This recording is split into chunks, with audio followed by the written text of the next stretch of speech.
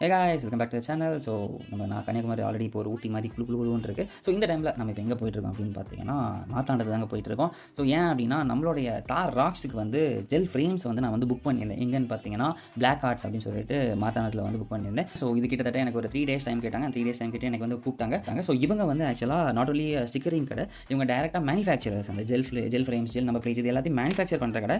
So அதனால் வந்து இவங்களே ஃபுல்லாக பண்ணும்போது உங்களுக்கு நீங்கள் டைரெக்டாக ஒரு ஸ்டிக்கரிங் ஷாப்பில் போய் வாங்குறத விட உங்களுக்கு ரேட் இன்னும் கொஞ்சம் கம்மியாக இருக்கும். அண்ட் as well as அவங்க வந்து ஃப்ரீ ஷிப்பிங்கும் பண்ணிட்டு ஸோ எங்கே வேணாலும் வாங்கிக்கலாம், என்ன டிசைன் வேணால் வாங்கிக்கலாம், அவங்க உங்களுக்கு ஃப்ரீ ஷிப்பிங்கில் உங்களுக்கு போட்டு கொடுத்துருவாங்க. அண்ட் மஹேந்திராவுடைய இதில் வந்து நமக்கு வந்து ஒரு டீசல் ஸ்டிக்கர் ஓட்டி தராத காரணத்தினால் டீசல் ஸ்டிக்கர் ப்ளஸ் எப்பவுமே நம்ம கூட இருந்து நம்மளை காப்பாற்ற போகிற நம்மளுடைய ஆறுபடை முருகன் அவருடைய வேலும் நமக்கு வேணும்னு சொல்லிட்டு ஃப்ரண்ட்டில் அதையும் வந்து ஒட்டியிருக்கும். ஸோ எனக்கு இதோட ஃப்ரேம்ஸ் வந்து 1600 ஆச்சு. அண்ட் இதே ஜெல் நம்பர் பிளேட்ஸாக இருந்துச்சுன்னா உங்களுக்கு 2600 ஆகும். ஸோ மற்ற இடத்துல நீங்கள் கேட்டால் 2800 அந்த 200 மார்ஜின் வச்சு தான் உங்களுக்கு வந்து சேல் பண்ணுவாங்க. நம்மளுடைய தார் ராக்ஸுக்கு வந்து அடுத்து போரப்பெண்ணை கோட்டிங் வந்து நம்ம போட்டிருக்கோம்.